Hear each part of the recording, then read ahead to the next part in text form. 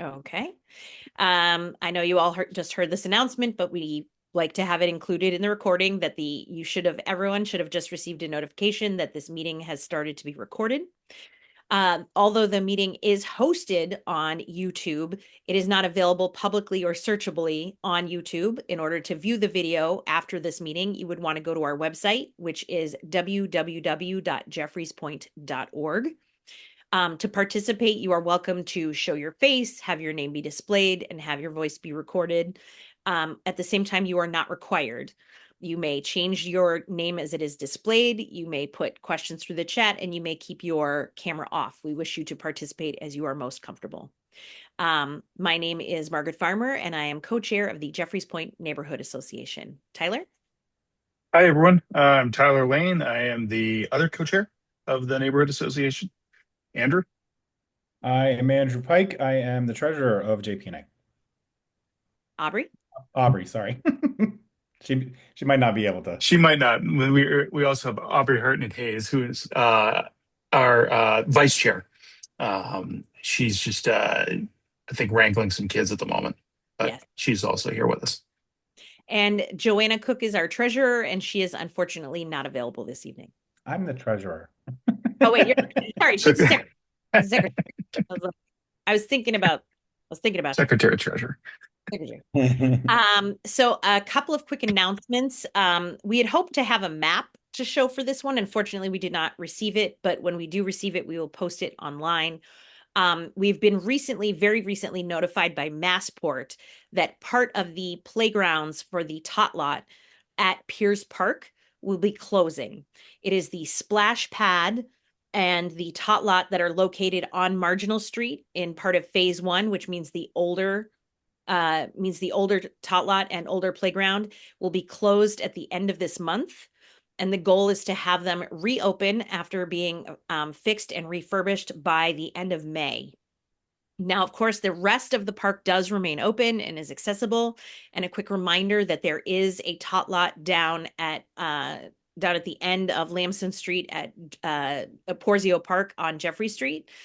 So there are other facilities around. There's also another playground on Sumner Street at the intersection of Sumner and Lamson. But for about 2 months, those will be done. And this is being done now so that they will be functional for the entire summer. And again, when we receive a map, we will post this on our social media so as to remind the neighborhood as well. There will be updates posted on the Massport website. And as we get additional updates, we are certainly happy to share them with the community as well. Margaret. Roberto Gomez just messaged from Rep Mardero's office that he has a map, so he's going to share it with us in a minute. Oh, okay. Map for the Pierce Park thing. Yep, I figured that. While he's grabbing that, I'm gonna keep going with the announcements because we do have a very full agenda tonight. Boston City Councilor Gabriela Coletta Zapata has 2 upcoming events. One is this Wednesday, March 11th at 5:30 p.m. at the intersection of Chelsea Street and Marion Street. It is a neighborhood cleanup. That intersection at Chelsea Street and Marion Street has had a bunch of issues with regards to trash, and so she is organizing a cleanup at 5:30 p.m. this Wednesday. Also, at the end of this month, our Boston City Councilor is scheduling a budget town hall for March 30th at 6 p.m. at the Maverick Landing Community Room. That is the MLCS Community Room on March 30th at 6 p.m. This is a meeting that is open to the entire community. The opportunity is to review proposals for the Boston City budget and provide direct feedback to our Boston City Councilor. Do we have the map ready? If we do, we'll do it. If not, we'll come back to it. No, he said he'll get it to us. But... Oh, he'll get it to us. Okay, I thought he was pulling it up right now. My mistake. I apologize. A quick reminder that the neighborhood cleanup here in Jeffreys Point is coming. The city of Boston organizes Boston Shines, which is a neighborhood cleanup in various neighborhoods throughout the city of Boston. And our weekend will be Saturday, May 2nd. We will meet in Brophy Park at approximately 9 a.m. All are welcome to come and participate. We will provide trash bags, shovels, gloves, and any supplies you may need. If you are a student who's looking for volunteers hours, this is a great way to do that. We're also looking for groups that might like to participate, such as Boy Scouts, Girl Scouts, or others. But we will be looking for volunteers, posting online and sending out emails as well. As a reminder, as part of keeping the neighborhood clean, a reminder that we are heading into spring and the snow is melting, and it may be tempting to take your dog to some place that has a fence around it, like the Porzio Park, which is a tot lot, and like the tennis courts. However, people use those spaces as tennis courts and as playgrounds. Please do not take your dog into those spaces and let them do their business. We understand there is not a dedicated dog park here in Jeffries Point, and we understand that is an issue that is frustrating for many dog owners. But a quick reminder that on the Harbor Walk, there are several large areas that are grassy that you can walk your dog, and there's a open grassy space on Marginal Street next to the hockey courts.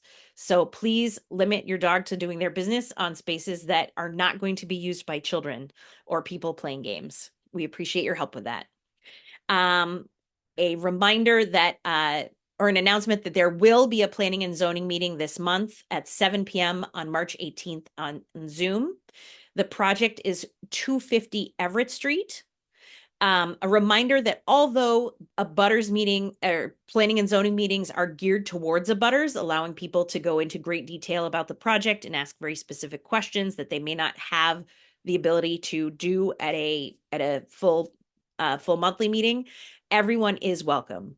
So although geared towards a butters, please, if you are interested in learning more about this project, everyone is encouraged to attend. It will be on March 18th at 7 p.m. on Zoom. Just a quick announcement that later in this meeting, the JPNA will be sharing our state of the JPNA for 2025. But we know we have quite a few people presenting this evening, and you've heard my voice enough. We are going to turn it over to Eastie Farm for a quick minute for them to give us reminders on the closing dates for the CSA. And so who is presenting?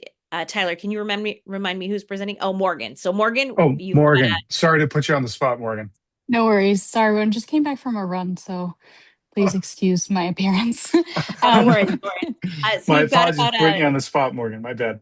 No problem. No worries. You've got 3 minutes. Go ahead and remind us about the cutoff dates for signing up for Eastie Farm CSA.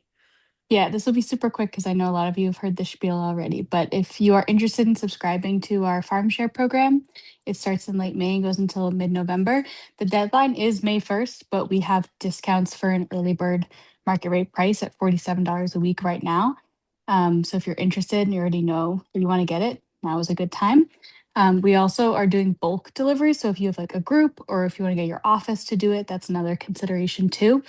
I'll put the link in the chat to subscribe. Another thing I wanted to shout out is that EC Farm is participating in Project Bread's Walk for Hunger in early May. This is a walk that they've done for many, many, many years around the Boston Common to raise funds for hunger relief around the state of Massachusetts. And EC Farm is participating in combination with Project Bread to fundraise collaboratively. So 60% of the funds that we raise will go to us and 40% to Project Bread, kind of collaboratively fundraise.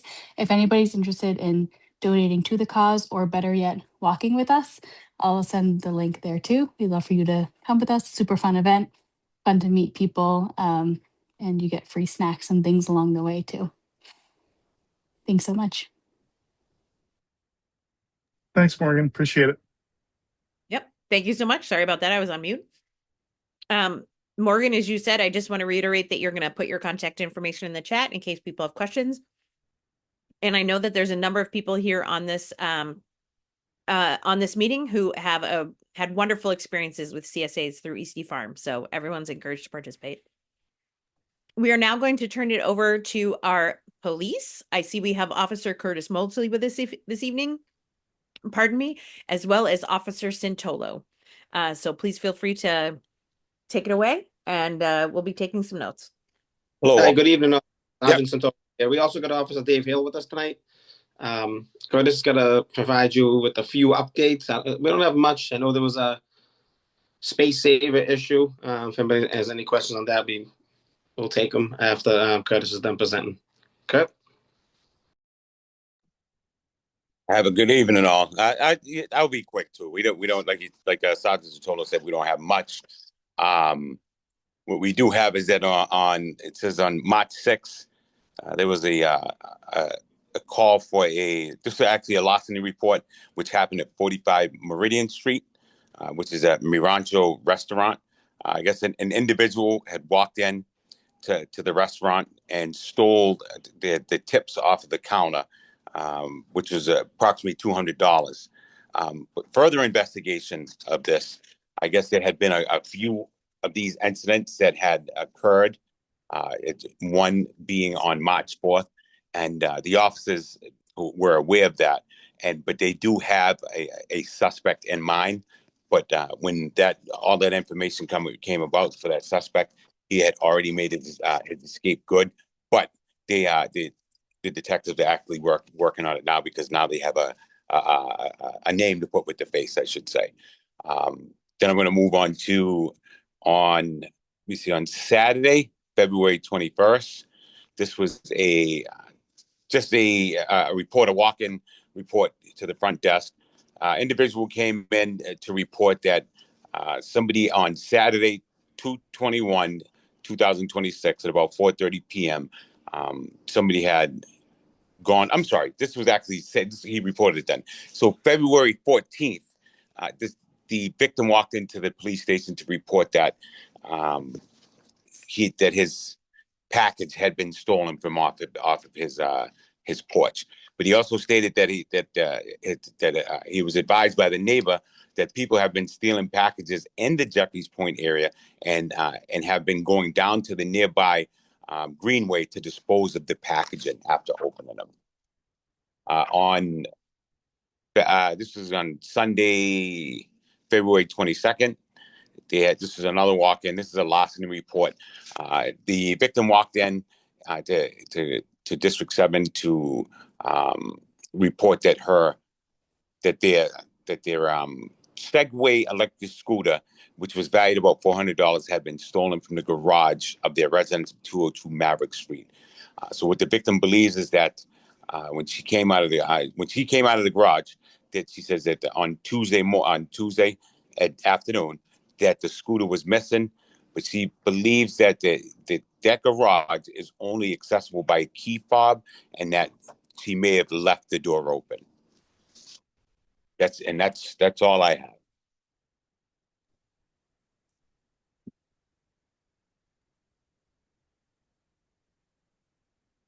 Officer Hale?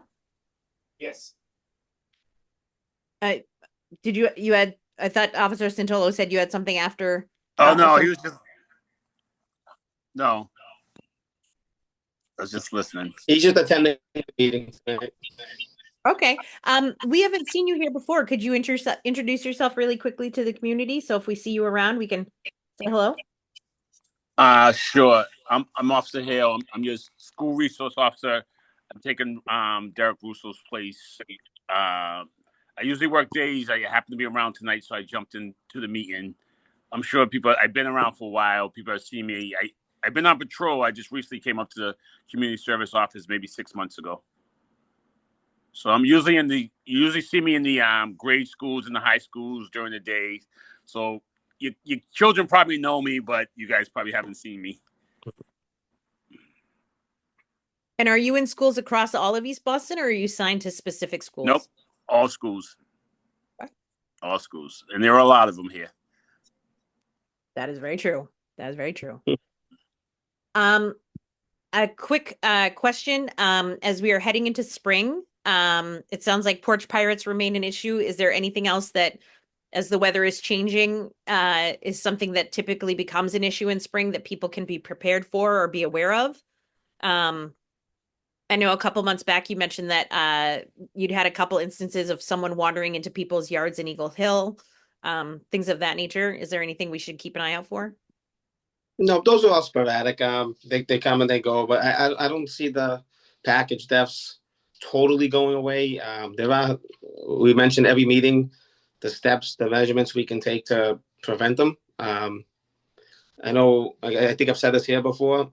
My son, when he does his paper out, pulls all his packages in from the people that he delivers to. So if you have a kid in the neighborhood, you want to throw him $5 a week, $10 a week. Hey, if you see anything, can you throw it inside my door? Little things like that. Just looking out for each other is the biggest thing. Neighbors actually being neighbors and looking out for one another. That's probably the only way we can really prevent anything from happening. I know Nick, who owns Carmelo's Market, has often volunteered to have packages delivered to his store, and he'd watch them for folks as well. And I know that's right in the neighborhood. I just have a super quick question, kind of about the space saver foolishness. Like, I know with social media nowadays, obviously you kind of see it, like it's easier to sort of see it. But historically, do you think it's like any worse, any better? You know, we see it more. So I think we probably tend to think, oh my God, I can't believe it's happening. But like, you know, do you have any, is it just kind of a consistent problem whenever we get big snow, or you think it's getting worse, getting better over time, or? So in your specific area, it was worse this time, but other areas weren't. So that's always going to happen. Another unfortunate.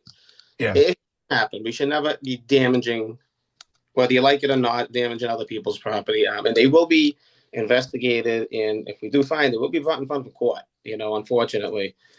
But no, I think the Jeffries Point area was more than usual this year. But next year it could be Orient Heights. So it's nothing more, nothing we haven't seen or we're going to stop seeing when the snow comes and goes. Cool. Thanks. Appreciate it. Okay. And there was actually one question asking about when the lessons at the rink at the Tall Ship end and if there's still space left. Yeah, well, we're gonna go until, I know they had some issues with the equipment the last couple of weeks. I think they did fix that because we were on the ice Sunday. They're gonna go until we have no end in sight. Openings, I'm not sure. You have to call the Tall Ship for that because I don't know what their occupancy is. They handle that. We just go and just do the lessons.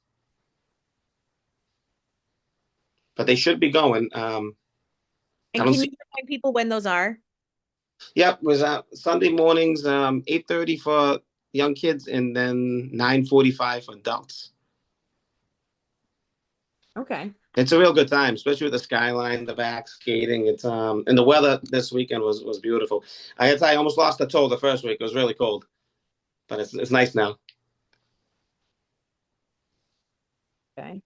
And just to remind people, this is a free service, correct? On Sunday mornings? This is free, yeah. There is open ice that they have if you don't, it's not a learn to skate program, but if you know how to skate and you just want to get out there and skate, I think they have it on their website. If not, give them a call. But you have to sign up with them and they'll tell you if there's a waiting list or if someone cancels and you can come this week, we just come in and help out with the lessons. Okay. And in a couple weeks, like in a couple weeks or a couple months, you'll be starting some other programs, correct? Like boxing will start up again and some of the others. Yeah, we have basketball up the Piano Center throughout the year. Right now, Kurt, I mean, we haven't stopped. We take like a month off here and there, but we just continue to go on. Officer Hill does a tremendous job with he has like paint nights. Oh, Dave, do you want to mention the CPR lessons that we're having since we're almost done with the community center? So okay. we have a youth group where I think we're about at capacity right now. We get the kids from the local schools, but I think so far, Joe, we've got 75 kids CPR trained in the community. Yeah. And if anybody could get group of kids or 10 to 20 kids, you can use our community room and we can arrange for those kids to have CPR, do Boston EMS, and interact with the officers. So we all the counselors at the Pino Center are trained. The Paris Street Center, some of the kids are trained, and we had a couple of adults all through East Boston. So that's something pretty regular. We're trying to get 100, but we'll do 200 if people keep coming. We'll keep hosting the classes. That's excellent. My work pays $3 a person to get certified. And I just want to add, that's all Officer Hill. He started this in. I know he mentioned it, but CPR is trained by the EMTs. There's a deputy there, a lieutenant there, and two medics. So they're the ones teaching. We're helping. It's a good chance to get them to the station so we can interact with the kids and give them this important tool, especially for the kids working in the gym. Anything can happen, even if it's they just learn how to do the chest compressions. It goes a long way, and it's a tremendous program. I'm glad he started it. That's wonderful. Yeah, we will definitely post that in the community to encourage more teens to get certified. It can also help them get summer jobs to show that they have like attained additional certifications. So something to think about getting your teen to do now so that you can kick them out the door so they make money this summer. Just an idea. Yeah. Excellent. Absolutely. Well, we thank you for being here this evening. If we could remind you to put your contact information in the chat in case people have questions they didn't feel comfortable asking here. Sure. And reminder that the community office at the A7 is always available for your assistance. I'm going to turn it over to the mayor's liaison, Carlos Garcia, who is joining us this evening. We stole his thunder a little bit by talking about Boston Shines, but I'm sure he has other wonderful things to tell us about. Go ahead, Carlos. Yeah, good evening, everyone. Carlos Garcia, liaison for your neighborhood for East Boston. Thank you, everyone, thank you, Sergeant, and everyone for the updates. I definitely wanted to flag the trash situation here in East Boston. I've been walking around Jeffries Point, obviously lots of debris. That's the number one issue I've been addressing in the past week or so, especially the last few days. So I wanted to just encourage everyone to please email me, send me their 311 request or the case number, and just wanted to also ask you guys, how has it been in in the neighborhood the past few days? Has it been excessive or compared to past years? Has it been a little bit like the last few? Can anyone answer any questions on that? I'd say that there's still more furniture lying around, like in the triangle, the intersection of Sumner and Webster. Yeah, that's a big part of the I mean, obviously there's more than just that, but the fact that all of the space savers are still sitting around because Capital Waste didn't pick them up like they're supposed to. Yeah, so I mean, would you say this is kind of like a little bit better than last year? I just want to see like where we can improve on, No, or it's kind of it's been the definitely same. worse than last year. I just feel like It's the wind and debris in some parts of the neighborhood have been a lot worse than others. I feel like Jeffries Point didn't get it as bad, but I just want to still flag any spots that can be improved on. Um, I Also think it wanted has to to do remind, with the amount of, sorry to interrupt you, Carlos. I yeah, think it but just has to do with the amount of snowfall. We just yeah, got more snowfall this year, so you just have more junk that just sits in these snowbanks, and then as it melts, it just looks like, and we just didn't have as much snow. Like there just wasn't as much yeah. chance for stuff to accumulate. I think last Everything's been year. hidden. Everything's been hidden, and I'm pushing Public Works to get out here. Then the more 311 cases that are sent over, the faster and the quicker response we can get. We'll get a priority if we see more 311 cases come up here in East Boston. So I want to encourage all our neighbors to continue to use that. But if you see anything like crazy, please send me a text directly. I'll leave everything in the chat. But just wanted to let everyone know that I'm also looking to coordinate my own neighborhood cleanup. I know there's one coming up on Wednesday with um, Gigi Coletta's office, and I just wanted to pick a date. I'm eyeing the week of the 16th, but I wanted to also ask the community to kind of understand what day or time of day would be best for me to select a neighborhood cleanup time. Probably late afternoon. I think generally weekends are probably the best just because you'll get Okay. the most people. I think But that's feasible. I was going to mention also because you brought up the garbage and Margaret mentioned the furniture.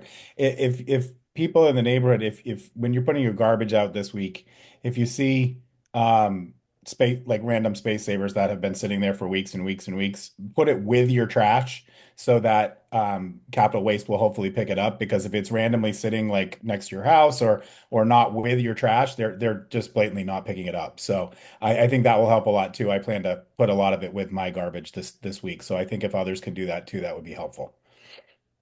Yeah, and remind your neighbors, just let everyone know. I know folks in the neighborhood that may not have the help that they need to, bring their trash out, or they may be forgetful on what days trash comes. So I think it's helpful just as a reminder as we're looking to address and play catch up with the trash situation here. So that would be very appreciated. Few other updates I have for you all. I have the rodent control team coming out to Jeffries Point next week. So ahead of the meeting here in Jeffries Point, I'd like to ask the community to see if there's any spots that we should be coming out to. We'll be going out to Cottage Street and an area on Lamson. So I just wanted to ask everyone or anyone that's listening to please send me a message if they have anything that you'd like us to take a look at. Again, that will be on the week of March 16th. I don't have the date yet, but it's likely going to be on Tuesday the 17th. Few other things here. I wanted to let everyone know that. Will you guys be working on the 17th? Isn't that evacuation day? You guys have the day. I don't know if you guys have the day off or not. I was suggesting the 17th. I didn't know it was evacuation day. I was just looking at no, my bad. either Tuesday or Friday. I was looking at Tuesday or Friday because it'd be the easiest day for me to go out, and I would also just wanted to flag any other areas while we're thinking about trash and thinking about how to like best collect everything and play catch up with Public Works. Gotcha. So please let me know if you have anything that comes to mind, any problem areas that would be useful for us to look at. Few updates tomorrow, actually on Wednesday, from 6 to 8 p.m. There's going to be a community meeting for 9 Chelsea Street. I just wanted to make sure that everyone is aware of the meeting, and if you are not able to attend, that you at least have the contact for the planner there, Daniel Polanco, and my contact so you can share any comments you may have on the project that will be presented to the community on Wednesday. And where is the meeting? It is a Zoom meeting. I can share the information on this and you can share it through your channels as well. I'll try to drop it in the chat to make sure that that it's also there, but it's also been shared on the social media pages and on the city's website. Again, that is on Wednesday from 6 to 8 p.m. For 9 Chelsea Street in Maverick Square. And they're also presenting this evening to our meeting. Yeah. Okay, great. And then just to follow up on the Love Your Block cleanup, this year is scheduled for May 2nd in East Boston. I'll share more details as those come about. But that's all I have for tonight. Does anybody have any questions? So if we do see No some, we will call on you, but it is 7:30 and we do have multiple other things on the agenda. So I'm going to say thank you so much for joining us this evening, Carlos. You're going to put your contact information in the chat. If people continue to see issues, please call 311 so that we can nudge Carlos to help us get them addressed. We appreciate Thank you, everyone. Thank you. Up next, we have Bill Masterson from Tree Easty. They are a wonderful organization that is helping East Boston become greener because we have the lowest amount of tree cover of any neighborhood in the city of Boston. And yet we have a significant amount of pollutants coming from the airport. So, Bill, it is always a pleasure to have you with us. I will let you take it away. Thank you. Thank you, Margaret. Hi, everyone. Thanks for welcoming me tonight. I'm Bill Masterson. For those of you who don't know, Tree Easty, as Margaret said, nonprofit, all volunteer urban forestry group. What's an urban forestry group? We're planting trees, we're maintaining trees, and we're educating residents on the benefits of why they would want trees, more trees in their neighborhood. Trees are a health benefit. They sequester carbon, they reduce stress, they filter noise and air pollution. So all good things. And we just don't have enough trees. As Margaret said, the lowest tree canopy in the city. So we started about 4 years ago planting trees. We've put a lot of trees in Jeffries Point. Those of you that know Brophy Park, we put a lot of trees there. And Sam Adams School, the McKay School. It's a lot of places that we planted trees. We're up to 732 trees that we planted in the past 4 years in East Boston, which is amazing. And it's all volunteer driven. We're well funded. We've got great corporate sponsors as well as state, city, federal funding. So we can plant more trees. We've got 5 different planting events that are taking place this spring. I'll drop the email for Tree Easty as well as our website in the chat so you can see how you can volunteer to get involved in some of these tree plantings. But we're on a roll. We've got the best volunteers that you could ever ask for, and people just come out because they want to be able to give back to the community. So the city just published their canopy report. They do it every 5 years. They do it through LiDAR from the sky, basically taking a picture. And East Boston was one of the 3 communities in the city of Boston who had an improvement in tree canopy over the past 5 years. And we like to think that a lot of that is due to the work that we're doing. We'll plant street trees, yard trees, park trees, school trees. So if there's anybody that's on this the Zoom call that would like a yard tree or wants a tree planted in front of their home, again, get in contact with us. One of the things that we're proudest about in 2025 is we got some funding from Grow Boston, the city, to be able to develop the Rockies, I suppose, to improve the orchard that exists in the Rockies. The Rockies are right in your backyard. We spent thousands of man hours as well as dollars being able to improve that spot. We held 5 workshops there during the course of the summer, so in fall, and as most recently as just this past weekend, engaging with people on how they could successfully grow fruit trees. It was a new venture for us, but we were astounded by how many people were interested in fruit trees in East Boston. We had about 150 people sign up. We planted 50 fruit trees. So with that in mind, what we're doing is starting to form an alliance with the Boston Food Forest Coalition. And with us on the call tonight are Liz and Mark from the Boston Food Forest Coalition. So I wanted to ask them to just take a couple of minutes, and I know that we're limited on time, but just take a couple of minutes to just outline what the Boston Food Forest Coalition does and get your input, because it's in your backyard. Get your input on whether you would like to see something like this happen at the Rockies. So Margaret, if you could just take Mark off of mute. I think he's going to talk a little bit about what the plans are in working with the city to be able to turn that into a food forest. Is Mark on the call? Yeah, Mark's right there. Go ahead, Mark. Hey folks, Mark Araujo here with the Boston Food Forest Coalition. I'm the Community Engagement Manager. But essentially the Boston Food Forest Coalition, we build edible parks across the city. We currently have 14 parks across Boston, some in Dorchester, some in Mattapan, some in downtown Boston, Roxbury, JP.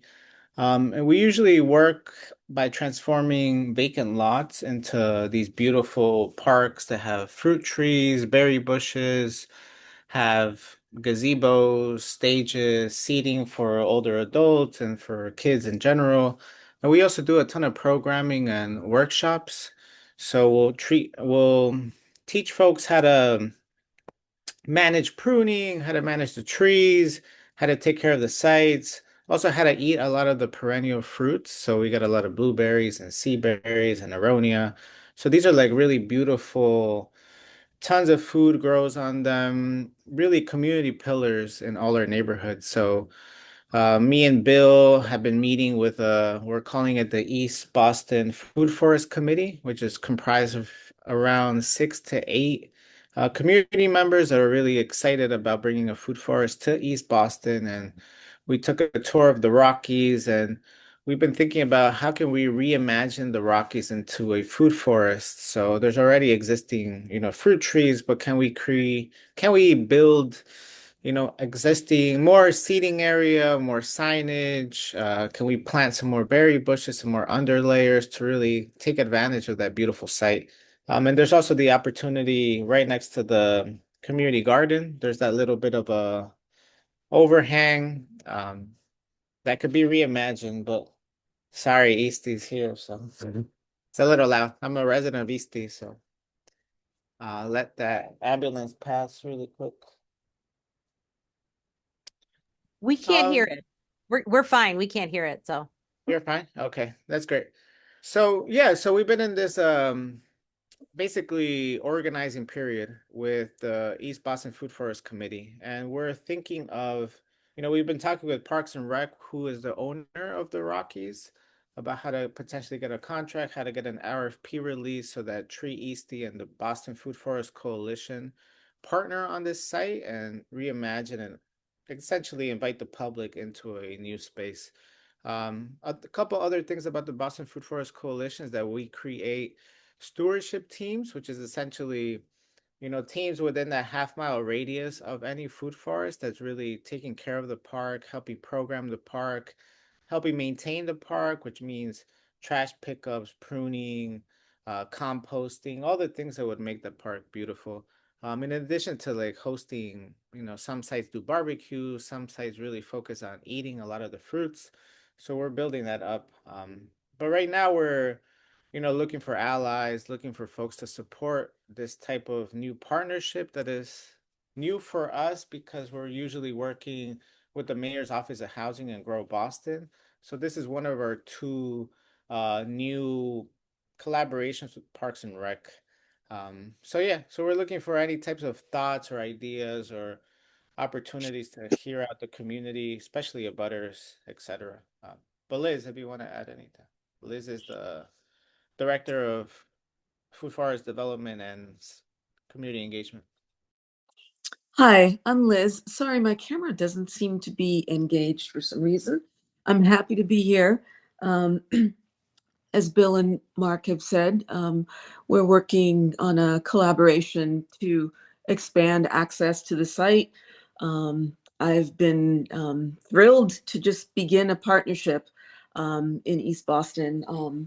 And what we offer are, as Mark said, fruit trees, berry bushes, community spaces where people really get to know each other even more. And we find that oftentimes people who live right next door to each other don't know each other. And these spaces are programmed in a way that invite people. And stewardship teams are really engaged and active, and we provide that support for the ongoing maintenance as well. And so with Tree Eastie as our partner, we could go a long way. We have 14 sites throughout the city and have experience engaging or activating these spaces for public use. So as Mark and Bill have said, your support would be really wonderful, and we hope to see you on site at an event soon. And I think Bill, I'll turn over to Bill to mention the events that are upcoming, and we'll be there. And yeah, thank you for the time. Thanks, Liz. Thanks, Mark. And yeah, that just pretty much wraps up the summary of what we're trying to do here. Events are, we've got some workshops that are going to be planned this spring. We've got 5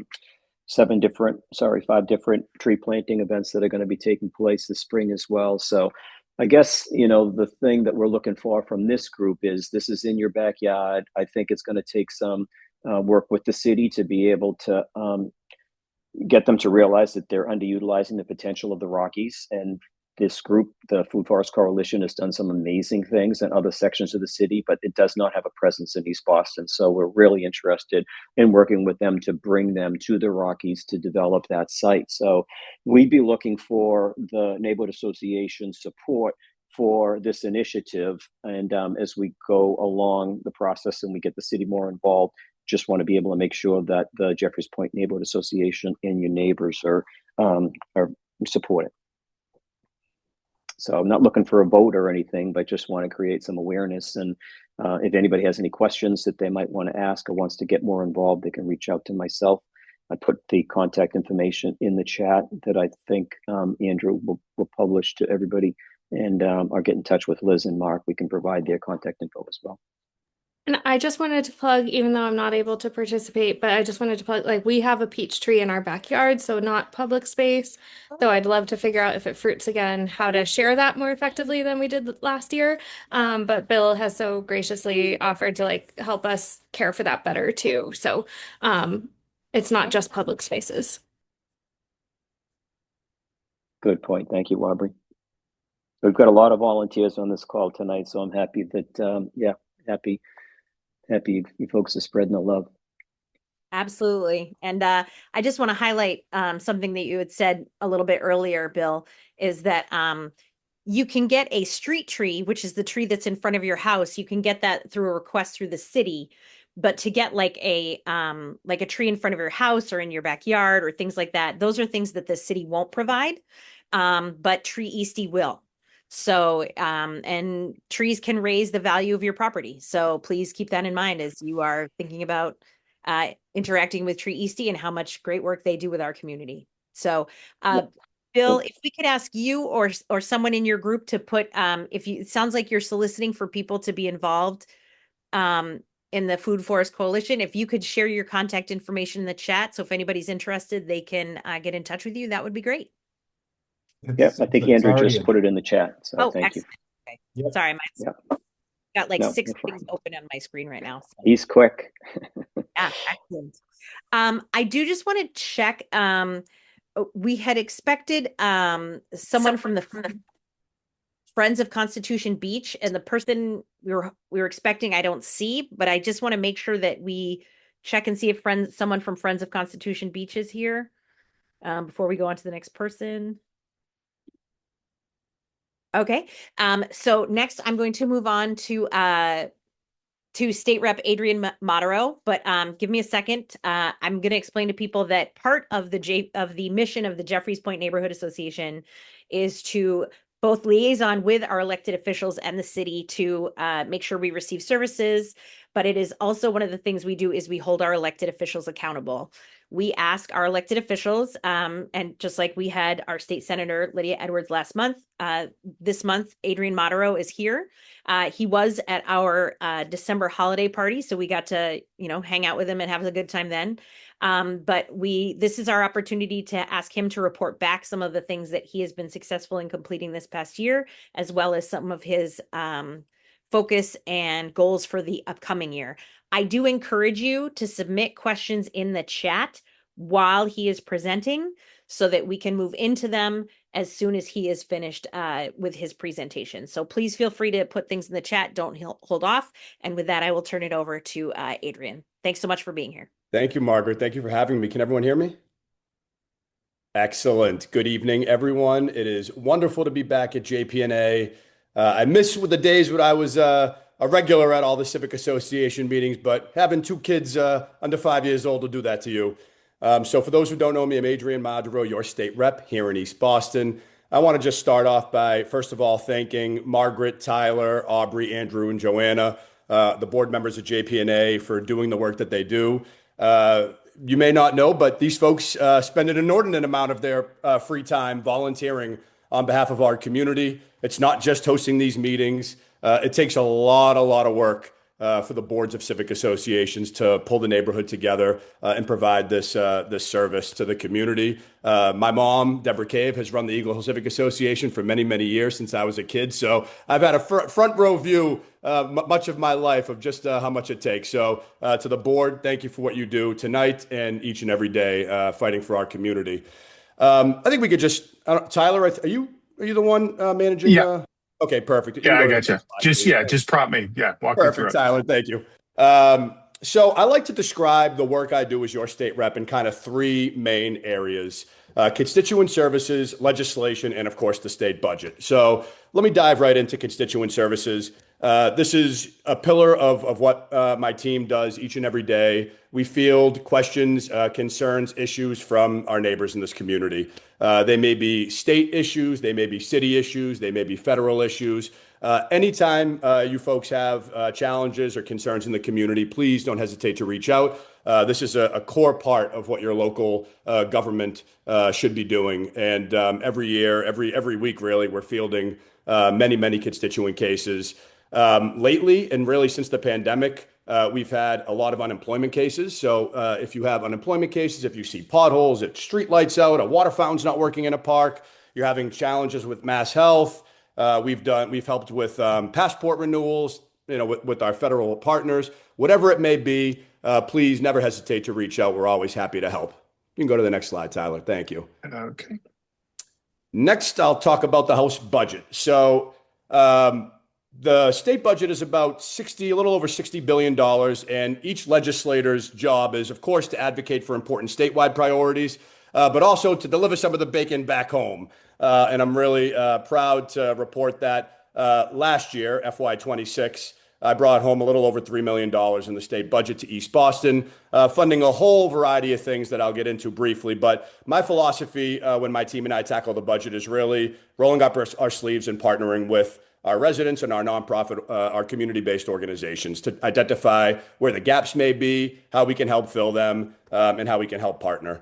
So this year, we delivered earmarks for Maverick Landing Community Services to continue their housing stabilization work, the East Boston Senior Center for Programming and Services. Those of you who have known me a long time will remember that I've been fighting for the ferry for a long, long time, and it was an earmark that I carried in the state budget that first got us a ferry. That thing has grown and grown and grown. We've added another ferry, another boat. We're adding another stop close to Eagle Hill. So each and every year I've had to increase that line item a little bit, but I really want to credit you all, our neighbors here in this community, because when we first got this launched, the T only did it as a pilot. And they didn't believe that we would have the ridership to sustain a full-time service, a long-term service. This community answered the call. The T is now fully bought in. They've hired a ferry director, and they're even thinking about how to grow this ferry beyond the waterfront communities of Boston and start to connect communities outside of the city. So exciting stuff to come on the ferry, but the ferry was funded from the state budget earmark. Next slide, please. Constitution Beach, some money for that. Friends of the Children, which does really intensive mentorship for kids with significant challenges. Prospera Institute, which is doing behavioral health work in our community. Boston Scores, which some of you may be familiar with. It is an awesome soccer program connected to the Boys and Girls Club in East Boston. It's actually an affiliate of America Scores and actually a pipeline to USA Soccer. So the fact that we have that here in our community is pretty spectacular. Pierce Park Sailing Center, I'm a proud alum. They are one of the largest youth programs and youth employers in the entire city. So shout out to Alex DeFranzo, a neighbor in East Boston, for the wonderful work he and his team do. Eastie Farm, we funded an earmark for them. Next slide, please. And then this is just a snapshot of over the years. It's a nice illustration to show you kind of how we approach this work. Again, we reach out to our nonprofit partners, our neighbors, and figure out how we can help. You heard my good friend Bill Masterson present. We have worked with him to bring Tree Eastie money, Crossroads Family Shelter, the East Boston Social Center, New Bay, the Health Center, you name it. They're all listed here. But I've been your rep now for 10 years. So we've partnered with many, many community-based organizations over the 10 budget cycles, and looking forward to the next budget cycle coming up in April. Next slide, please. And this brings us to the third kind of main bucket of the work that I do as your state rep, and that's the legislation, right? I am a state legislator. We are elected to pass new laws, fix old laws, and do that important work at the State House. So this year we filed 17 bills. 13 have been reported out favorably, which means it advances to the next step in the process. There are 4 bills pending. One of my bills did pass on the Senate side, now working on it in the House side. And then last session, 3 of my bills did become law. One was the Student Opportunity Act, just unlocking in-state tuition and scholarship for all students, including our undocumented students. Low-income fares for the T, which is now a real program, and PACE awareness. For those of you who don't know about PACE, it's a program from Neighbor Health that really allows our seniors to age in place. They bring the services to seniors in their home. It's soup to nuts. It's a really incredible program that helps keep our elder residents rooted in their community and not, in a nursing home or something of that nature. So we want more and more people being aware of PACE, and that's what that bill did.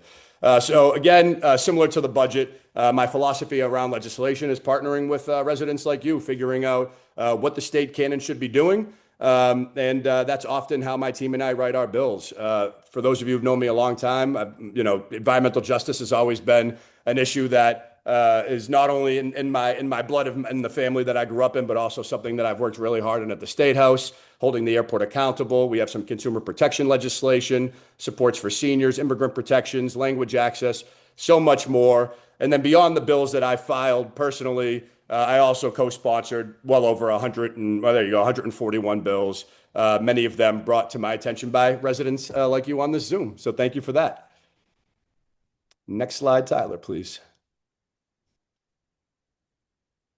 And this is a snapshot of, thank you. I'm not going to go through every single thing here, but this is a snapshot of some of the legislation that the legislature has tackled this year. They range from apprenticeships for union jobs, just ensuring that there's a strong pipeline of blue collar, good paying jobs in the unions, to higher education financing. Of course, AI is big now. We're seeing AI influence elections in a concerning way. We address that. We've provided funding for universal school meals, funding for community health centers, so on and so forth. Importantly, I would mention reproductive and gender affirming care. We were already one of the top states there, but naturally, with the federal administration that we have right now, we had to respond again and do something even more. But that's just a snapshot of some of the things we've tackled this session. Next slide, please. So the last time I was with you last year, I was the chair of the Mental Health, Substance Use, and Recovery Committee. That's a role I held for 4 years.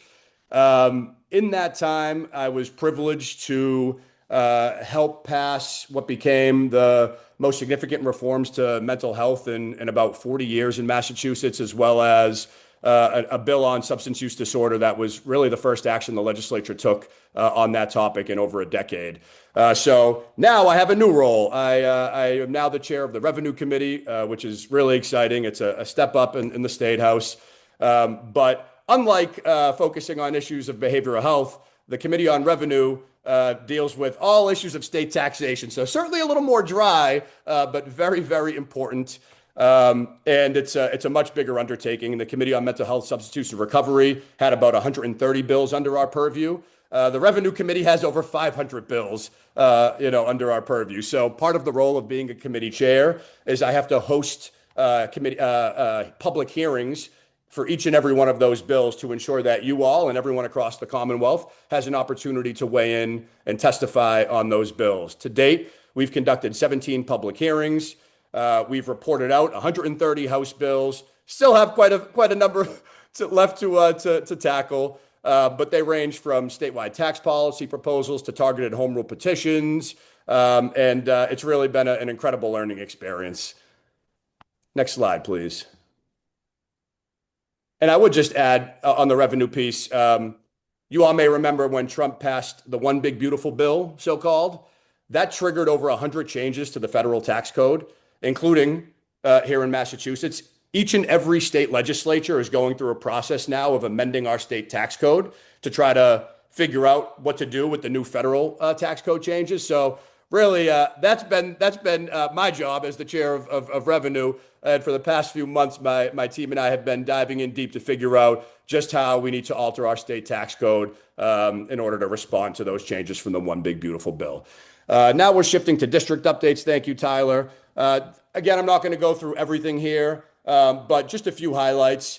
We helped get over $1 million for some renovations to the Mary Ellen Welch Greenway. That will address ADA issues. That will also address some flooding. And I'm very excited to share that Blue Caboose is finally going to be activated with the coffee and ice cream shop.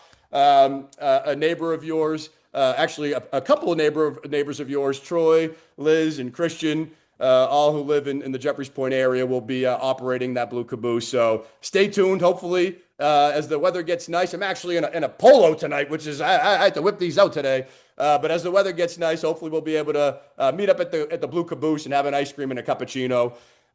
We also just delivered on a brand new playground at Constitution Beach. That's something I had been fighting for a while. We got the state to invest over $1 million there. I brought my boys a couple times already. It is awesome. It is all nautical themed.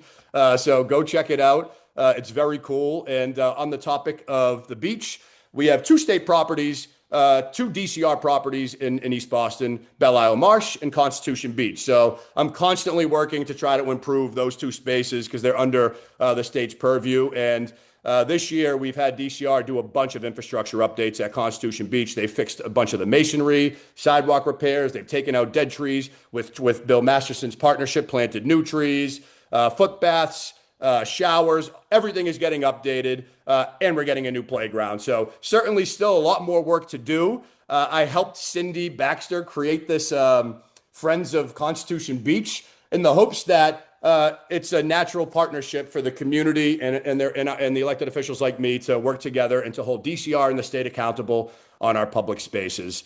You may have seen the announcement recently from Massport and their strategic plan, but Rich Davey, the CEO, and I have been in frequent communication since the trustees pulled out of phase 3. And I've been trying to tell them that, we got to close that gap.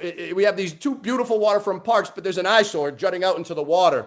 And I'm really excited that Rich and his team decided to take this challenge on, and they just announced in their strategic plan that they're committing Massport to actually delivering Pierce Park Phase 3 for this community. So more news to come on that, but that is super exciting, and that will finally complete kind of that last remaining piece of Pierce Park that residents in this community were thinking about when I was a kid and they were working on Pierce Park Phase 1. So exciting stuff to come. Back to the Mary Ellen Welch Greenway, we're also working with a nonprofit to try to add some LED lighting, not only to improve public safety, but to really light up the beautiful murals that we have there.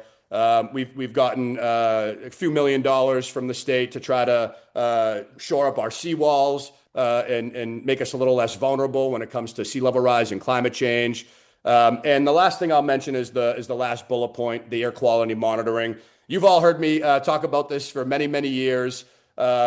Whether it's to hold the airport accountable or just us as an environmental justice community, but we do have some of the most degraded air quality in the region, highest rates of childhood asthma, highest rates of adult COPD, and there's a direct correlation between the airport and all the other environmental burdens that we host as a community. There have been a number of colleges and universities and nonprofit partners that have done air quality work and monitoring work, but the state has never taken their data to account because the Department of Environmental Protection did not have skin in the game. They have their own air quality monitoring program. And so last year in the budget, I secured some money for them to deploy air quality monitors, DEP air quality monitors across our community. It's not that we don't have this data, folks, we do. It's that the state doesn't have the data on their own. And so finally, DEP will have skin in the game. They will have these air quality monitors that will monitor things, including ultrafine particulate matter, which is something we don't even mitigate right now. More to come on that, but this is a key piece of the long-term play of getting us mitigation for our air quality, of air-proofing our community and delivering a safer and healthier East Boston for us, our children, and for everyone. Next slide, please. More district updates. I was one of the folks at the State House who helped deliver nearly 200 new liquor licenses to the city of Boston, including to our zip code 02128. This is so important because historically we had been an underserved community for liquor licenses, and I'm sure many of you would agree, but it's really, really challenging for a restaurant or a small business to survive without a liquor license, especially when much of their competition is able to. I mean, who doesn't? Listen, when my wife and I get a rare date night, we want to have a beer or a glass of wine, right? I mean, it just is what it is. So this was an important piece just to deliver on equity and give economic opportunity for our neighbors. I'm really proud to share that to date, every East Boston entity that has asked for a liquor license has gotten one. We are the only community that is the case. And I mean, Italian Express, our neighbor Jim Iannuzzi down the street just got one. Pomona Cafe 3 in Maverick Square. Angela's Cafe in Orient Heights. Cafe dello Sport. El Jardín, Florenza. Los Alebrijes, Mi Pueblito. The new Jalisco, Taqueria Jalisco in Orient Heights. Bono up on Meridian Street. These are just some examples of the places that have benefited from that piece of legislation. Let me see here. Shared streets. This is just state money for sidewalk and crosswalks. I was able to secure $300,000 to do a whole new ADA compliant entrance to the East Boston Neighborhood Health Center, Neighbor Health, their emergency department, so on and so forth. Next slide, please. This is just me out and about in the district. I think the left is the senior center. In the middle, I'm talking at a panel for the Massachusetts Office of Addiction Recovery. And then I had to include this one. This is at the potluck, the JPNA potluck. Next slide, please. More just out and about in the community. That's an old picture. That clearly is from the pandemic or right after. and lots more. We could keep going. Thank you. I always like to share an update on the Maduro Family Community Fund. Independent of my work as your state representative, my family runs a nonprofit called the Maduro Family Community Fund.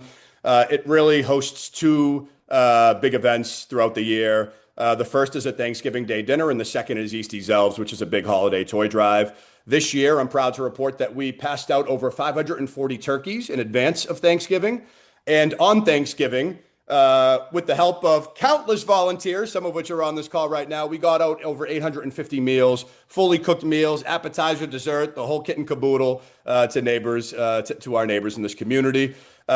Pretty much 2 weeks later, no rest for the weary, my team shifted right into Eastie's Elves, which is like the largest holiday toy drive in our area. It actually covers East Boston, Winthrop, and Revere, despite me only representing East Boston, because I inherited this from former state senator Anthony Petroselli and did not have the heart to cut out Winthrop and Revere and their nonprofit organizations that had been accustomed to getting toys for their folks for many years. So this year we passed out nearly 3,000 toys. Again, this is all thanks to you. This is a community-driven event, and with the money we raised, we passed out over $45,000 in gift cards to families. Next slide, please.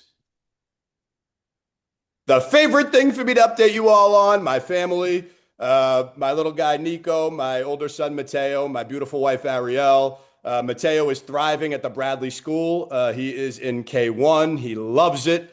Nico is still at a little family-based daycare on Eagle Hill, and knock on wood, he'll be following his brother to the Bradley School in September. We find out at the end of this month, and my wife and I, like every week, we're checking the email because we could use the savings. So hopefully both will be at the Bradley School starting next year, but they're both doing wonderful. Nico actually just turned 3 last week. We celebrated his birthday this weekend, so the family is thriving. And here on the right is our newest addition to the family. About 8 months ago, we welcomed a little puppy who's now huge. Her name is Luna, and she has been really a joy to add to the family, and especially for my boys. It's been really, really special. So that's the quick family update.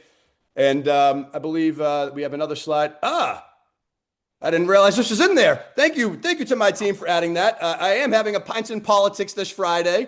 I haven't done this since the pandemic. I used to do this a couple times a year. It's a really fun way. It's like a coffee hour, except more fun. So, you know, it's just a fun way to engage. So this Friday, 5:30 to 7, I'll be at Democracy Brewing. You know, everyone who comes in will get a drink ticket. First drink is on me. Come on by, share your thoughts, ask your questions, give me your feedback. But I'll be there for conversations and drinks, and I look forward to that. Next slide, please. And finally, this is my team. They are all on the Zoom right now, but I'll go from right to left. On the right is Stephen Jingra. Next to him is Roberto Gomez. In the middle, next to me is Glorabel Rivas, my former chief of staff. We got to take a new group photo, team. And then we have Marcella and Trisha right there on the side. The gentleman on the left is he works for the Revenue Committee, so you won't be seeing his face out and about in the community.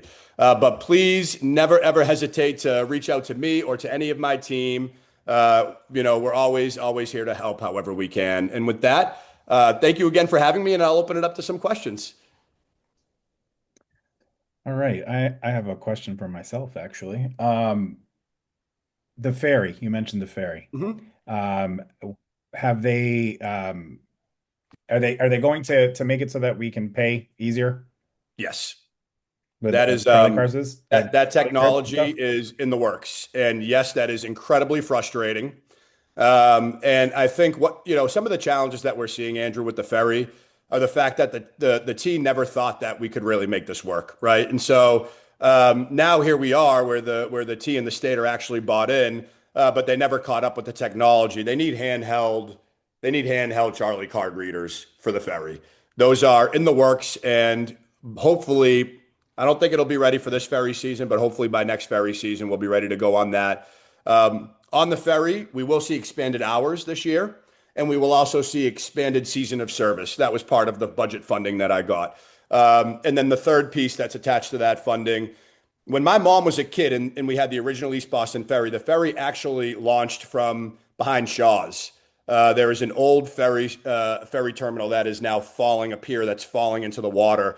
We're looking to bring that back and add a second ferry stop to East Boston. So part of the funding we secured in the budget was for the state to start to look at how we can bring that back to life, revitalize that section of Liberty Plaza, clean it up, and the state's actually really interested in this because with the new Silver Line, the new Silver Line brings Chelsea residents right over the Meridian Street Bridge and makes a stop right in Liberty Plaza. So this could actually unlock ferry service for folks in Chelsea and beyond too. So very exciting, but that's some of the stuff that's going on with the ferry, Andrew. Okay.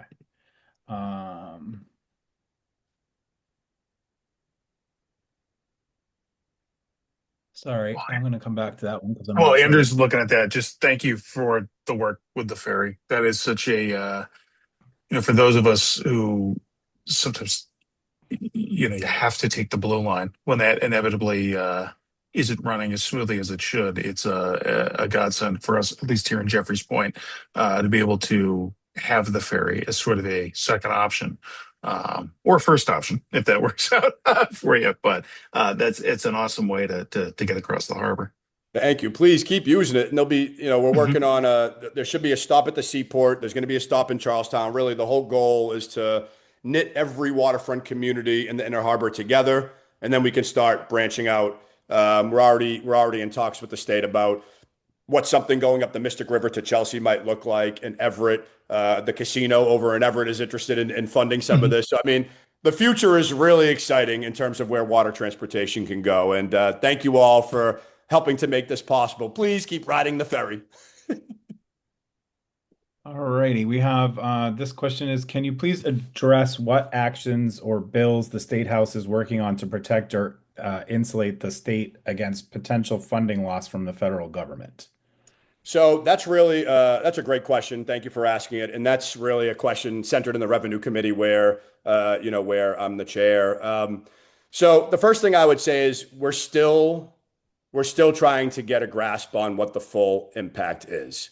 We know what the impact of the one big beautiful bill, the one big ugly bill, whatever you want to call it, will be on Massachusetts. If we don't take any action to alter our state tax code, we are out like almost $500 million, right? So that's a fixed cost we know.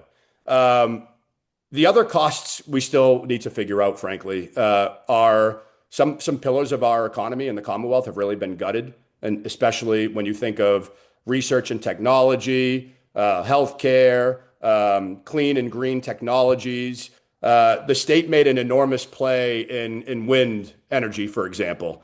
That has been totally ground to a halt. And now we're at risk of not meeting our climate goals for 2030. So this past year, really, the legislature has been trying to figure out what is the actual hole created by the federal government. What do we have the capacity to plug in terms of holes? And the unfortunate reality is that while tax collections this past month or 2 months have been ahead of expectations, we're way below benchmarks for our taxes for the year. So we are looking at a scary scenario where there are going to be a number of holes to plug and probably not enough revenue to plug them, which is going to make some really challenging, difficult decisions coming down the pipeline. But whether it's food security, whether it's healthcare, there is so much work that we need to do. And right now we are laser focused on getting a good grasp on what the full picture is in terms of fiscal hole, and B, because it's not just about money, it's also about what can we do from a policy standpoint to counteract any and everything that the Trump administration is doing, whether that's with respect to what pregnant people do with their bodies, whether that's with respect to what is happening to our immigrant neighbors. What I find this administration to be incredibly callous. They have no regard for vulnerable, low-income populations, and the legislature needs to step up to the occasion and address those issues and protect our neighbors. Okay, thank you. This person is asking if you could say a bit more about Pierce Park 3. When will the work start and be expected to be done? Unclear. As of Yeah. now, we just have Massport's commitment to doing it. The value there is that it's in writing and we can now hold their feet to the fire on it. It's really hard to put that genie back in the bottle, right? So there will be a full public process, meetings. I mean, it's probably years away from delivery. I would imagine that in the next year, we're going to start to see some public process around what our vision may be for Pierce Park Phase 3. Do you have any information as to what the timeline and or plan is for that section of Pierce Park 2 right against the water that isn't complete yet? That is going to get complete before Phase 3. Massport already has capital money put aside. They're gonna get that chain link fence down. That's the section you're talking about, Andrew? Yeah. Yeah. Yeah. That chain link fence is going to be removed. That whole place is going to be beautified, and it's what will be delivered is going to look just like the rest of Pierce Park, and that work should be starting, I think, when the winter moratorium stuff is over. So probably shortly. Okay. Let me just make sure I'm not missing anything here. Is the State House considering a bill on ensuring that ICE and or other law enforcement do not hide their faces while in the field? Yes, we are pursuing a number of pieces of legislation to try to protect our immigrant neighbors. I filed a bill that was specific to courthouses because of what's happening here in East Boston. We are seeing victims of crimes who are too afraid to face their perpetrator. We see victims of domestic violence that are too afraid to face their abuser. Justice is not happening right now, and that is because of the fear of ICE. So that is one thing we did. There is a bill to ban masks and face coverings. There is a bill that would ban 287G agreements, which we're a Trust Act city. But it would effectively apply similar protections across the whole state. It's another way to say it is safe communities. There are a whole bunch of bills that are floating out there. The one that I'm really marshaling my political capital behind is something called the PROTECT Act. This is the priority that was put forth by the Black and Latino Caucus in the State House. It is a bipartisan, bicameral piece of legislation, and it is really the strongest piece that touches on a whole bunch of these different issues. It has my courthouse protections in there.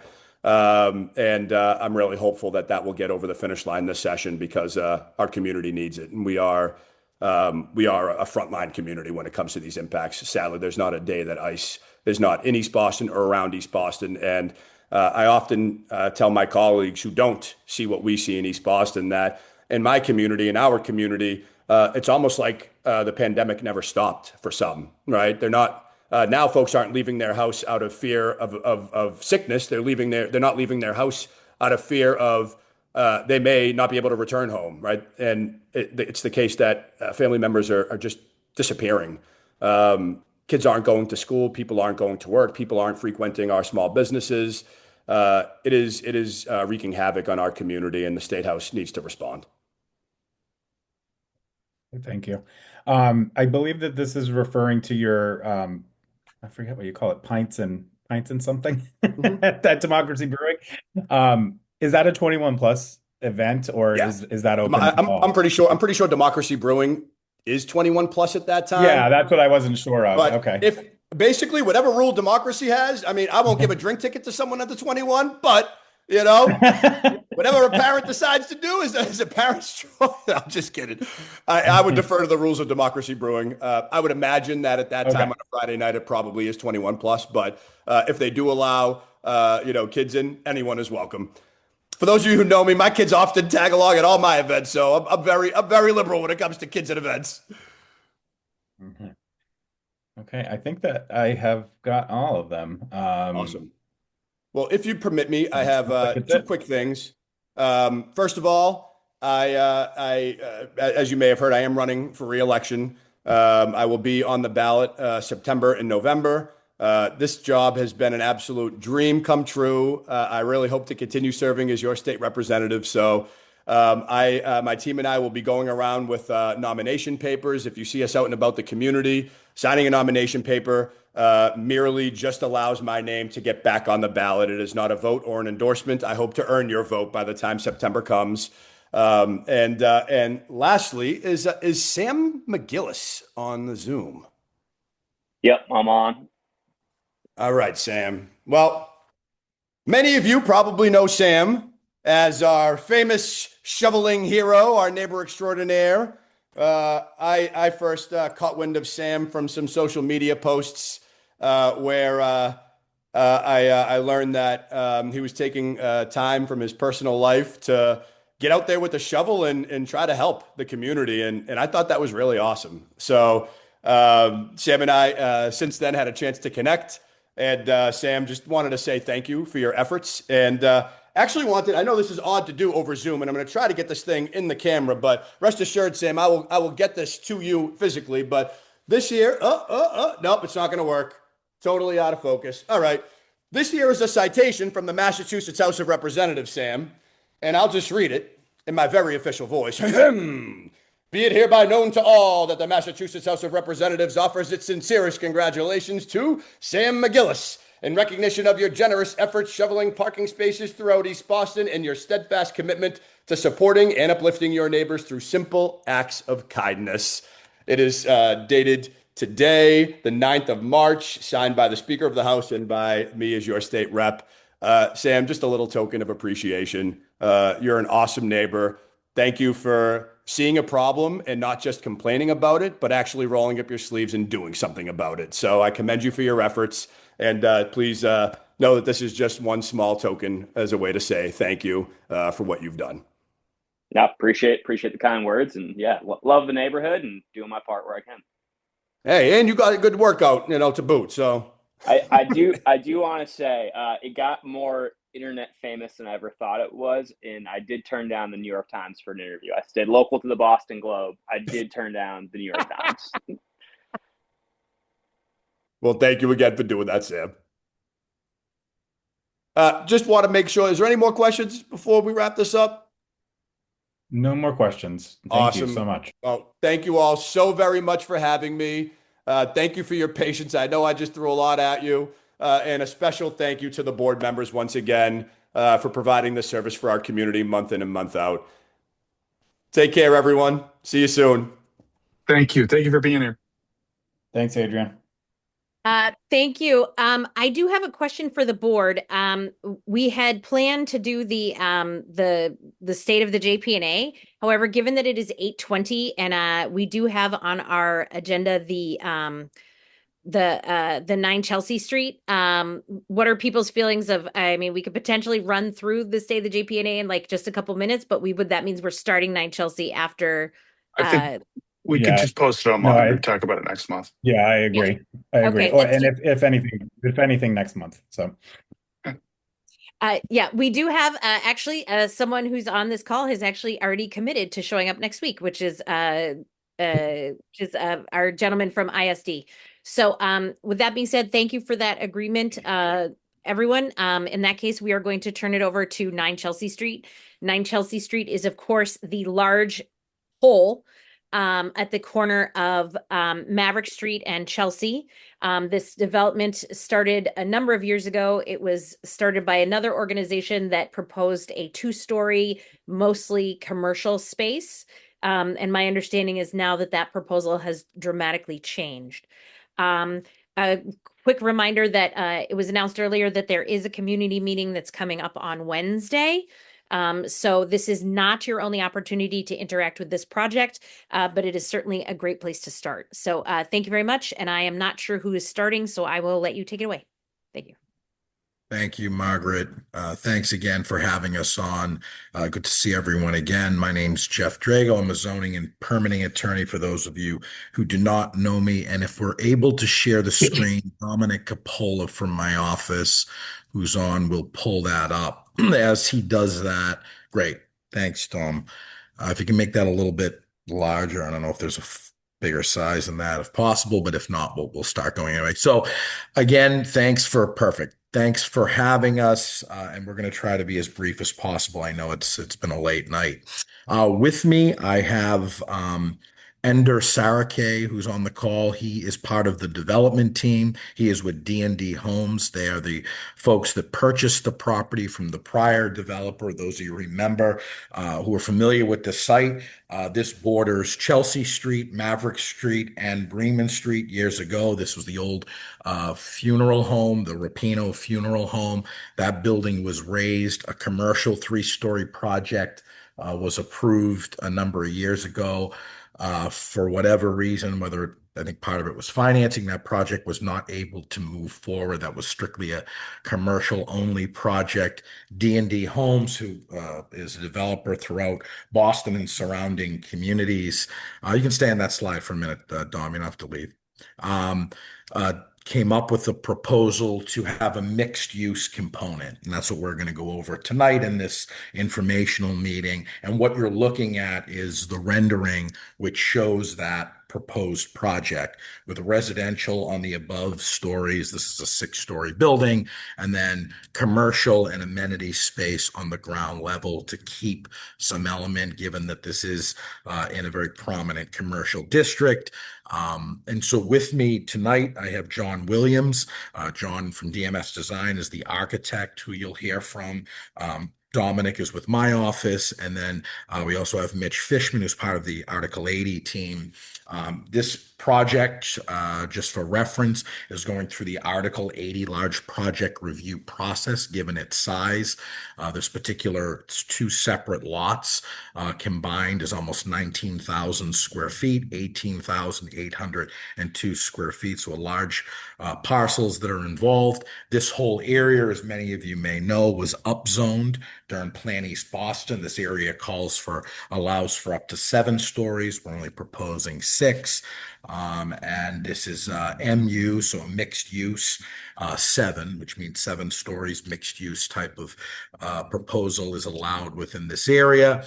And so we're going to go over that plan tonight. It was mentioned that there is a public meeting this week on Wednesday. Tomorrow we have our first impact advisory group meeting. For those of you who do not know what that is, that's folks that are chosen by elected officials in the BPDA or BPD now to represent the community, to go over the design of the project, to get feedback on and community input on things they'd like to see and what kind of mitigation folks would like to see that could benefit the community.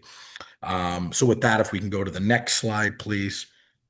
This is just our full team. So because of the size of this project, transportation studies have been completed. We were required to file a PNF booklet, which is online. We've got all kinds of civil engineers, lead consultants, environmental consultants, and civil engineers. Next slide, please. And so just the official description is this is a new mixed use 6-story building that'll include 109 residential units and approximately 2,800 square feet of 3 ground floor retail space. There's also going to be amenity space and a large bike room right on the ground level because of the access out of the building as well. You can see the addresses that this is comprised of, both on Chelsea, Maverick, and Bremen's also abutting. The lot area, as I had mentioned, and right now this has been vacant commercial land. Next slide, please. This is just a zoning table. So obviously part of this project was trying to make this building as close to zoning compliant as possible. We did everything we could, just given the topography, trying to make it fit, because it's not a straight square. It does have other buildings that sort of jetty out. But we were able to accomplish or become pretty close to zoning compliant. The only areas we would be seeking zoning relief for is lot coverage, which allows up to 70%, and we're slightly over at 74.5%. And then our side yard, where many areas we do meet it just because of the topography. In some of the areas, what's allowed is 15 feet. We would be at 11 on some areas, and many other areas we're at 15. Parking is rolled in because it is an Article 80, so we would not be cited for parking. This project does not include any parking because it is a transit-oriented project. We have, as you know, two major rail line with MBTA being Maverick, as well as Airport. We also have a bus line that runs directly in front of our project, which makes it great for commuters, and it fits right in to the BPD's new squares and blocks, corner lots of having less car traffic and more other modes of transportation, hence our bike room. Part of this will also be contributing or installing a blue bike station or another blue bike station as well. Next slide, please. This is just a quick unit breakdown, so you can see it is a mix of housing. It's got a lot of studios, 59, mix of 1 bedrooms, 34, and 2 beds, 16. Just to note, the prior project was all commercial, so there was no inclusionary zoning development, so there was no affordability component. This project will be held to a 20% affordability on-site affordable units at varying AMIs from 70, 60, 50, and some all the way up to 80 and 100. But the majority of those will be 70% AMI. And then we've got our retail spaces, as you can see below in the size of those separate retail spaces as well. Next slide, please. This just goes over the ground floor, each composition of what's on every floor. And we can go to the next slide.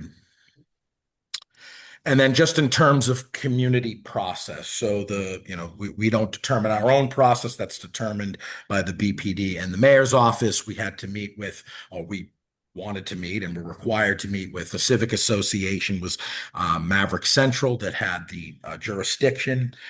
So that we did get a letter of support from them. We also met with our elected officials and had many meetings with BPD. We're just now starting our IAG, our Impact Advisory Group, which I know I saw a few members on or floating around. We've got a good composition of both neighborhood folks as well as business community folks as well, with Main Streets involved. And we also reached out, obviously we're here for Jeffries Point. We're going to be presenting at Gove Street Association as well next month. So we wanted to introduce the project, and again, there'll be plenty of time for comment, and we'll have many more meetings as the process goes on. Some of the responses that we heard just can be listed. Reducing heights, we pulled back and reduced the height from 7 to 6, added significant setbacks at the Maverick and Chelsea corner, just pulling the building back as well. Step backs from floors 5 to 7 along Bremen, increasing setbacks along Bremen as well to create a pathway. We also have a courtyard area, which we'll show you when John gets into his plans. And so next slide, please. With that, and that just shows our T routes, obviously, which I went over, so we can go to the next slide. That just highlights our transportation. These are just photos, existing conditions, so you can see it from Chelsea Street. Next slide. And other sides, obviously, looking at it from Maverick. Next slide. And again, coming down the other direction from Maverick and a piece of Bremen. And next slide. And with that, I'm going to turn it over to John. And this is kind of a good area with the landscape plan. All right. Thank you, Jeff. It was very well done. So as part of the project, we'll start on the outside here. So we're going to be improving the sidewalks around the site and primarily on Chelsea Street and Maverick Street. So one of the ways we're going to do that is we're going to set the building back off the property line by 2 feet so we can give that space to the sidewalk and make wider sidewalks that are going to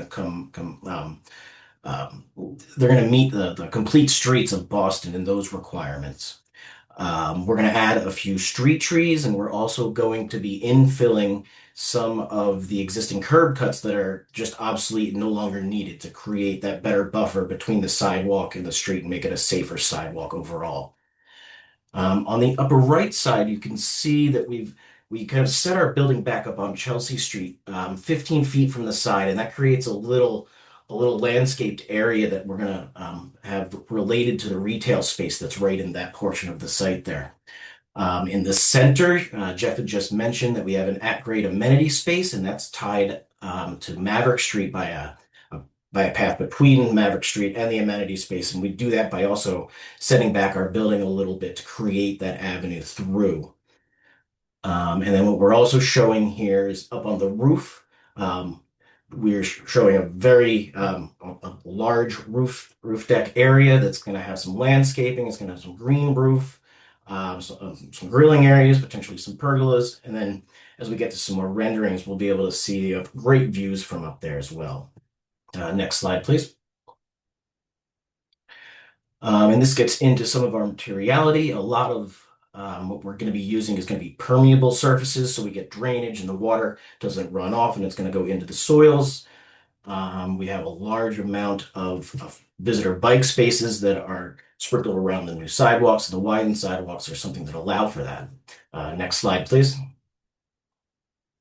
And then these are the complete streets requirements that for both Chelsea and Maverick. Next slide. Okay, so this is our ground floor plan. And one of the things that you can see in the upper left at the corner of Chelsea and Maverick is how we pull our main lobby back away to give a little relief to the square on that side. You can see in blue, we have our 3 retail spaces. The bike storage is in the back right. That's the pink area. And then we've got some residential spaces sprinkled in and some amenity spaces. Next slide, please. And then this is just a standard upper level floor. It's once you're above the first floor, we're pretty much residential all the way up. Next slide, please. And then this just goes back to the first rendering that we started with, so we can talk about some of the materials. Primarily at the facades facing Maverick, as we do step them back, we're using some brick veneer along with aluminum composite metals.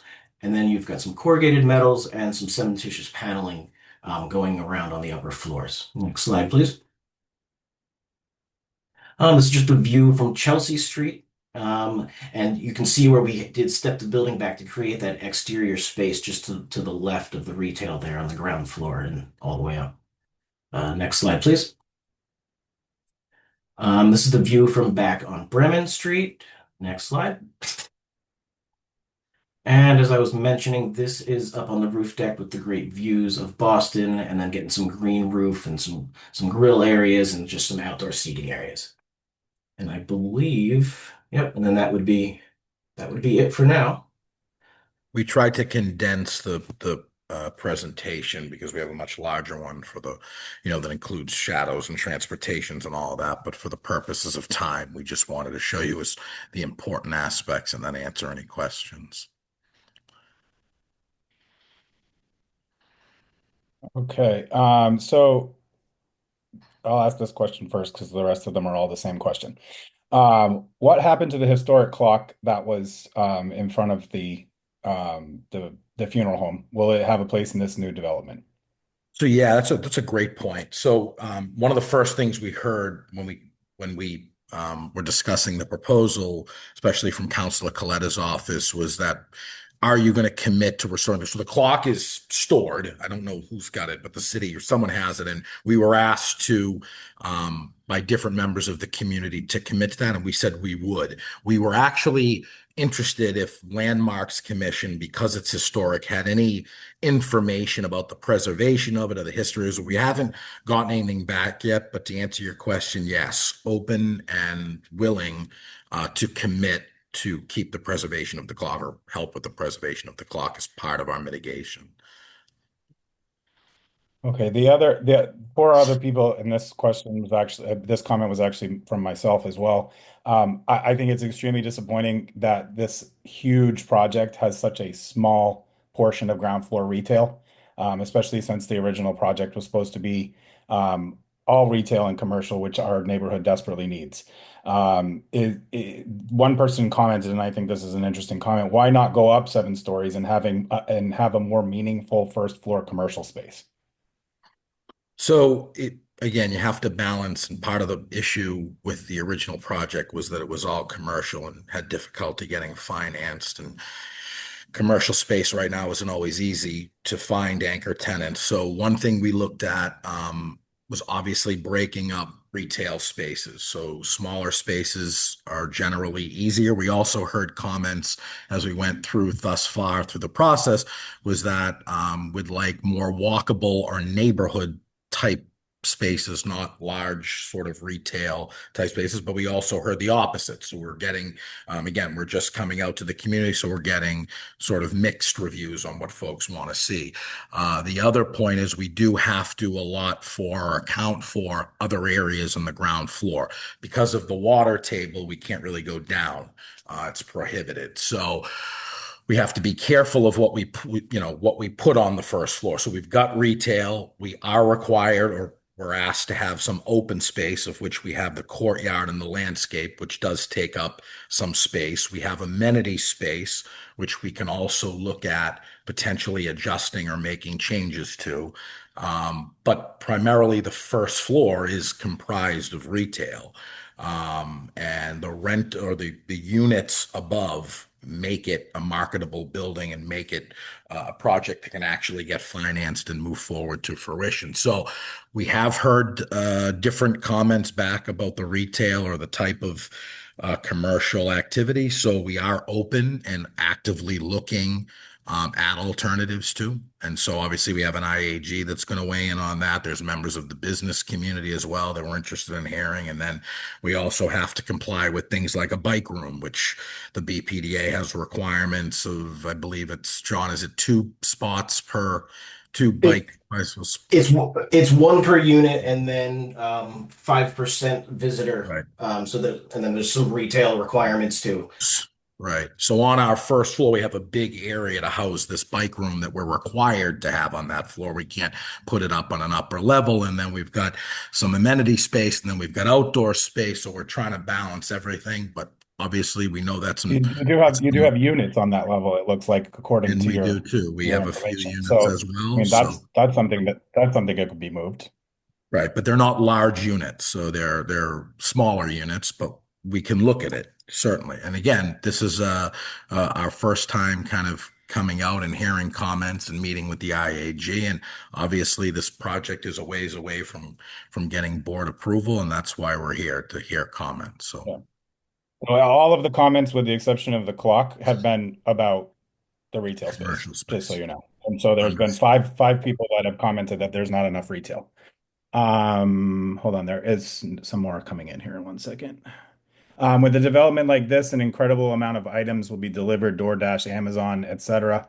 What design elements will encourage fast in and out for these types of services? You want to touch a little bit about on the site, John, about sort of yeah, so it's primarily going to be on street deliveries. We don't have, I mean, we have a large main lobby that they'll be able to leave deliveries in, as they can drop them off freely in there. But mostly, what about a loading zone or anything like that in the front? Is that planned? So there's no loading zone in particular. What we did talk about is a dedicated space in front, potentially, like a street space that we could use, which has happened on other developments and work. And we have a transportation consultant on this as well, to look at things like traffic and drop off. So we're looking at that potential as well, a pickup drop off spot, if you will, in front. Yeah, I think that that's really important because the amount of traffic in that area, and then I can just imagine the amount of double parked cars that are going to be happening out in front of that building if there isn't something planned for that. A very good example of one that was poorly designed is Boston East on Border Street, which has a significant amount less traffic than Maverick Street and Chelsea Street, excuse me. So it's constantly double parked cars there. There's constantly huge traffic backups because of that. So I think it's a really important piece that you should be looking at.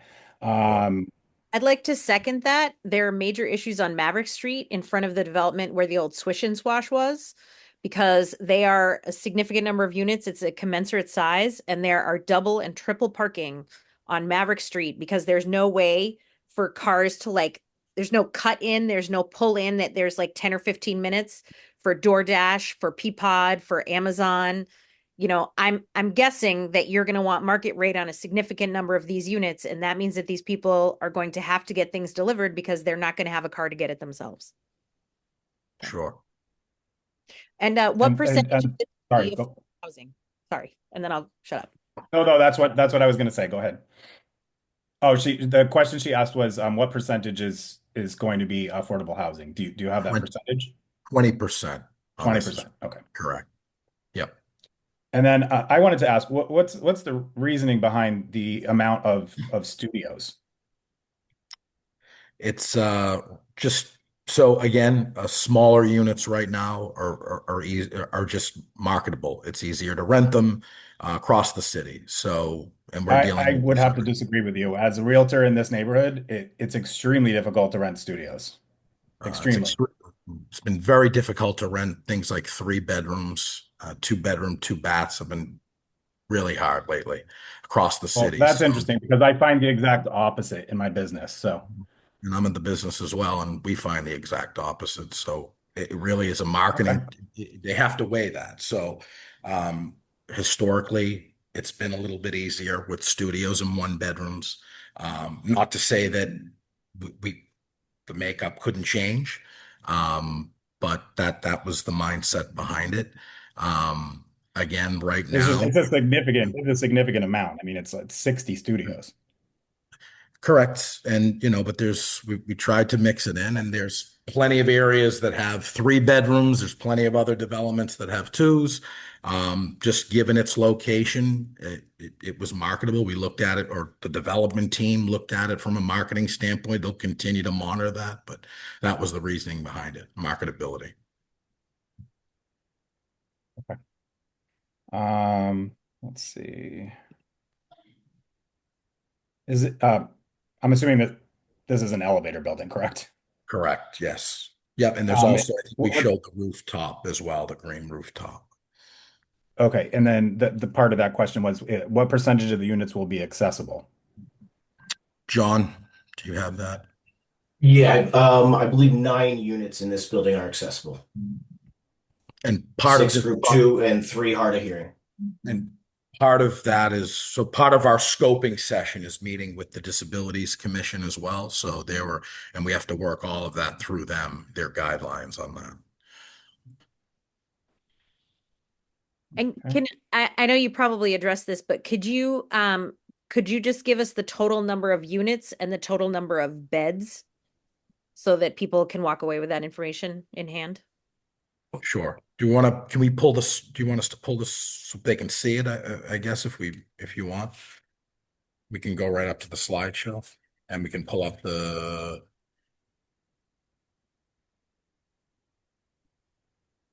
So this just gives you so this will tell you 59 studios. Obviously those are studios. 34 of the next after that are 1 bedrooms, 16 2 bedrooms. So, and that just gives you the percentage. And then the affordability. 125 bedrooms. Okay, 125 beds. Okay, thank you. Okay. Oh, wait, there might be one more.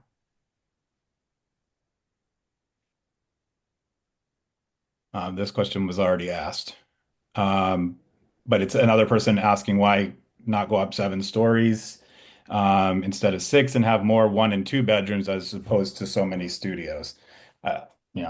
So there was also an issue too. So 2 of the things. 1, once you hit 7, you're dealing with steel, which is a whole different type of structure that's being built. 2, the BPDA wanted certain pullbacks and pull-ins along different parts of the building. So even though 7 stories was allowed under the code, they also wanted to look at the surrounding buildings. And John, I don't know if you want to go over briefly where you had to pull the building in a little bit as well, which caused us to lose additional units on top of that. So yeah, that was over on the Bremen Street side. On floors 5 and 6, we do pull back. So we do lose some units in that area. And then also to create that path between the central courtyard and Maverick, we pulled back about 10 feet there. And then that outdoor space up on Chelsea, that's adjacent to the retail space. That's about 15 by 20 or 15 by 25. That's another place that we pulled the building back from the edges of the site. No other questions in the chat at this moment. Oh, I just put one in there. I threw a couple of things in the chat. Number one, happy to see the open space activated on the roof. Taking advantage of that space is a really positive thing to see. And also, is this a kind of a self-service building like the bra factory where like mailboxes are downstairs and you know you kind of do your own thing, or is this like a desk building like there's a bunch of other things where there's like a desk and someone who monitors and that's like both a security thing and someone who kind of like handles things as they come in and out of the building. Could you just address that? Yeah, at the moment we're more of a self-service, where there's just a mail room, package room, but that has been something that we've been talking about, so that's not necessarily set in stone in that regard. Mm-hmm. Okay. And then could you talk a little bit about like what you see as the proposed timeline and next steps? I understand that you're an IAG. I understand that you know you have like the public meeting that's coming up, but could you talk about like next steps? Sure. So, great. So we have obviously next big milestones, public meeting, comment period runs through that time period. We're going to have multiple IAG meetings. We may, depending, have another public meeting. That all depends on input in the BPDA. After all that is complete, our goal would get on, hopefully to get on the next available after all that BPD hearing. So that let's just hopefully that would be sometime, say, in May. If that was the case, after that, we would still have to get zoning relief and file all of these plans at Boston Inspectional Services Department for the two areas that we need relief on. That would then have to be scheduled for a zoning hearing. Once that is complete, all of the documentation, so the affordable housing agreements, you're talking workforce agreement, all of the agreements with the city have to be drafted. Let's say sometime, by fall, that would probably all be done. And then we would file all of our plans for building review, which can take a significant amount of time. So we would hope by like next spring, everything would be done and ready to start construction. And then you're looking at probably a year and a half of construction period time, roughly, after that. Okay. Just to highlight, it seems like you've gotten a lot of really good feedback from the community here. A lot of it focused on reducing the impact of drop-offs or people coming in and out of the building at a long time. And also it seemed like from what Andrew stated in the chat, there was a lot of focus on reasonable size retail space. I do want to highlight, we had Tree Eastie here tonight, but the other large issue here in East Boston, especially here in Jeffreys Point, is that we are a food desert, which means that there is only one large scale grocery store in East Boston, and then that is the Shaw's, and that is a significant distance away. I see Aubrey Hartnett. I see a bunch of thumbs that are going up. Mary Cole, I know that when this project originally came forward before, there was a lot of feedback at that time that people wanted to see, people asked for like a Trader Joe's. There's a Compare Market that's a small scale grocery store that's run out of Chelsea that was very interested in this site. If you had a space that was available for a reasonable sized grocery store, you'd be incredibly popular. Let's just put it that way. I agree. I also mentioned that early on, and I think that's still always an opportunity. If there was one that could take a smaller space, I don't think, and he's not here, but one of the owner developers had reached out, I believe, to Trader Joe's, and it needed more, or they needed more space than we had, just given the composition. But that's what I was told. I mean, but we're still open to that type of tenant as well. Yeah, the Trader Joe's to go is kind of the design, I think it's called, and they've kind of moved away from that a little bit, unfortunately. Yeah. But yes, again, a reminder that there is another public Zoom meeting scheduled for this coming Wednesday. People are encouraged to interact and make your voices be heard. We again, as a reminder that we will be having a planning zoning meeting coming up in next Wednesday. We will be posting that agenda, but but we already know what that's going to be. If you have questions for the board, or if you have suggestions of things that you would like us to go over in future meetings, we do welcome your input. And you can let us know what those responses would be at our at our email address, which is board@jeffreyspoint.org. We encourage you to reach out to any board member that you feel comfortable talking to about any of these items. The minutes from this meeting will be posted on our website at www.jeffreyspoint.org.